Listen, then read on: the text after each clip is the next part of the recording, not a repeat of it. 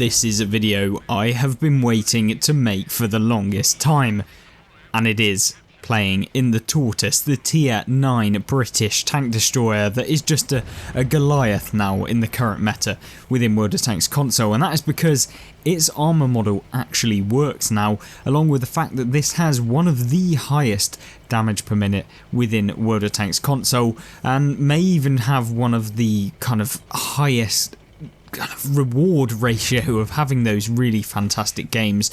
And in this first game clip, we're going to be using the 32 pounder within the game.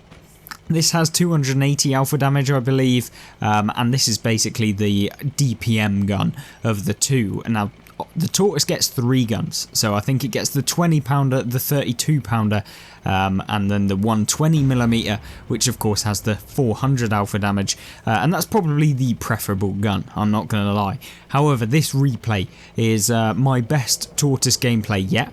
And it's one on Eclipse Pass, which is a fairly new map, and I thought it would be a really fantastic idea to showcase the sort of positions you can take your kind of non-turreted tank destroyers on this map, and the thought process you need to use on Eclipse Pass itself, so you can have those really amazing games which you can have on this map. And it is definitely one of those maps that, if you play it correctly, you can have super high damage games. You know, some maps just kind of limit you a lot as to whether you can have those really superb damage games, but this map, because it's big enough, and it also has the ability for you to move around the map, and also because there's a lot of open areas where you see that a lot of tanks get caught up, or you can catch people out in the open, it allows you in things like the Tortoise to just catch them unaware. And you can see here we instantly start the battle off by hitting the Waffenträger Alfie 100 here, and you can see this is where like the DPM of the tank being able to reload in literally like 3 seconds, I think it is, well 3.5 seconds exactly,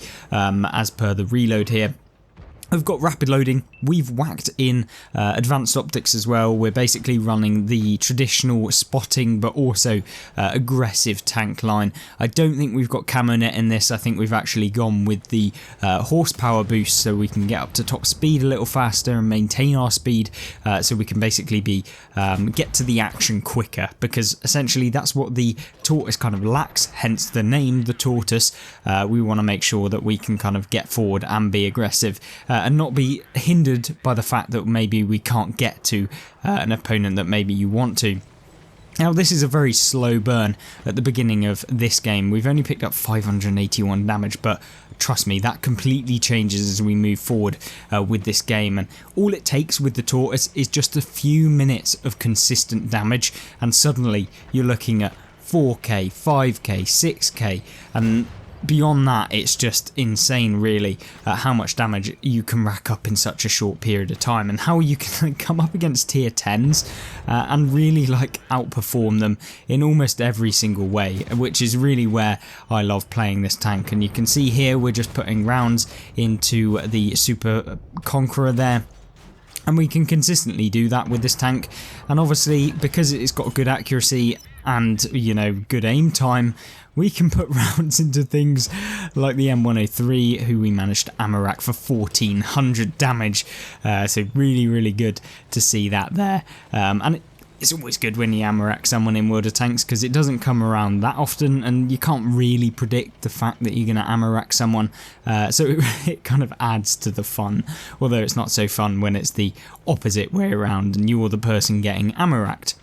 Now, regardless of ammo racking and all of that nonsense that's in World of Tanks, let's see what the Tortoise can do when you get into a position like you can see here, where we can see the side of a tier 10 Russian heavy tank even, and this is where it becomes super fun, when you've got 280 alpha damage, and you can just find the weak points at such a long range. You know, we're looking well over the typical engagement range that you'll be seeing most tanks play in, and we can consistently hit the weak points of the tanks, and that's where the Tortoise's gun really does help out a massive amount, and where I love playing this tank so much. You know, we picked up 3,200 damage, and to be honest with you, the gun's only been singing for a small period of time, albeit that we do have kind of some sort of enemy team force coming towards us that we can hopefully farm within this game and see how much damage we can add on to that total that we currently have.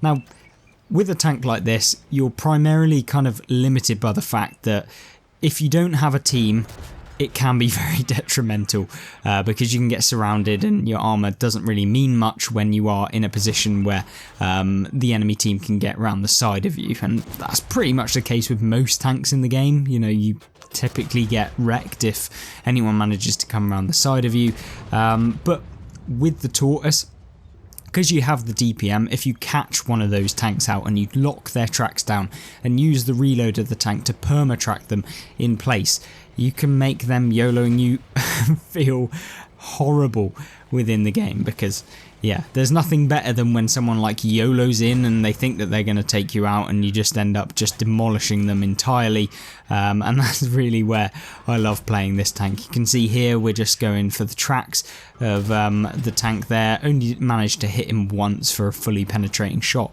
but we did manage to track him, which is obviously a benefit if we can do that as well, because if we can track him, we only reload in 3 seconds, so we can literally put out the next round and retrack and then just continually pump and farm. And what I notice a lot of people forget with the tortoise is that you can hit the track, go for the penning shot, hit the track, go for the penning shot, and you can continuously do that, and people really don't have a clue.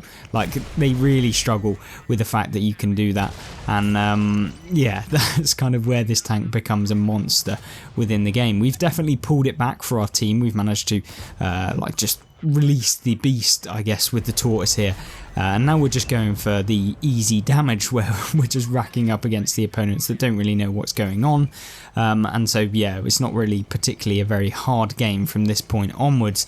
And one thing that you'll notice about the tortoise is you can go 27 kilometers an hour on console, and that's because they buffed the speed of the tortoise to 25 kilometers an hour, and with the speed boost equipment you can get that even higher, hence why we're able to do things like this. And since the accuracy is actually really good, and the fact that we're fairly slow, you can hit people on the move, like you're seeing us hitting the T95E6 here, albeit we have the small gun, so it's kind of easier to hit because the accuracy, etc., and we can hit the T95 again there. Very lucky, that one, like you can't rely on that all of the time, but you can see us now locking on to the lovely tortoise, the FE215B183 on the enemy team, who thought that he could pen the tortoise, and yeah, I don't think so, mate. We're going to take him out now and remove the final last bits of his hit points before he even can do anything. And whilst talking about that, we've then got the YOLOing T95E6 who's decided that he's going to come round to try and get us, and he bounces the shot off the side of us, and we can just place nice easy rounds into the back of his tank as he's moved around us, and that was a really good result for the tortoise. Is it the best result you could ever hope for in a tank that has such high DPM? Probably not, and if you were loading the 120mm, maybe we would have had a better game because we'd been able to deal with that damage much quicker, but we still managed to pick up 7,091 damage, meaning that you don't have to have that 400 alpha to make the tortoise work, and you can see just here how much block damage we managed to do in turn as well, and a mastery badge and 1950 base XP, an amazing round of World of Tanks, and we'll move on to the next game clip with that 120mm. Now the second game is something a little bit different. I don't usually showcase these games within World of Tanks, but we are of course using that 120mm that we've talked about, but this isn't necessarily about the damage that we may do within this game, although we have, you know, a decent result within the game. It's more about the fact of using positions on the map to be able to really dish out kind of both damage and view range, and just enable yourself to become the kind of region of the map where the enemy team can't really push forward or do much against you, and that's because of the armour of the tortoise, and that's something that this replay here showcases about the tank, because Previously, when I've played against the tortoise, you know, you don't have to worry too much about the armour. However, with the recent buffs that it received approximately about a month ago as of the recording of this video, the tortoise is no easy target anymore. It's not just a case of auto aim and pen, and that's what the machine is about to find out, and that's because we're kind of angling up on the slope, which allows us to put rounds into the machine whilst he cannot pen us. And the E100 there, he's having a little bit of trouble too. Unfortunately, we're having a little bit of trouble because although the standard rounds of the tortoise aren't terrible, they're not like superb, and hence why we're not able to go straight through the front of the E100 turret, although you wouldn't expect to with like a 120mm. We're taking a couple of rounds from the back of the map, and we've blocked 2,100 damage already within this game, which is a nice result. Make that 2,500, make that 3,060. And this is what happens with the tortoise in some of those games. And you can see the block damage just racking up and up and up and up. And this is where the tortoise is so much fun, is when people kind of underestimate your armour and underestimate the DPM, as the Rheinmetall Panzerwagen has done within this game, and he's really messed up quite badly. As you can see, we've taken out the rest of his hit points within the game, so very easy against a light tank. You know, we're not going to bounce, and he's probably going to bounce off of us. And talking about bouncing, we've now blocked 5,000 damage within this game, albeit we've not taken a single hit point of damage yet. And that does change, so I'm not going to beat around the bush and say that this is the highest block damage game in the world, because I would be lying. But we really do have a kind of good use of the armour in this sort of regard, and that is where people probably don't use the tortoise to the best of advantage. What you can see us doing here is just trying to kind of pinpoint the enemies that we want to be firing at, and we want to make sure that we can kind of avoid all of the hits from the opponents as well. And you can see us just trying to go for the waffle E1 Panzer IV even there, and unfortunately we don't manage to hit him, which is a bit disappointing. We do have a bat chat in the side, which is terrible, and unfortunately for us, the team have just disintegrated within this game, and we do finally get picked up by the Foch. However, that really showcases the armour, I thought, at least within this game, where we've managed to block 8,340 damage.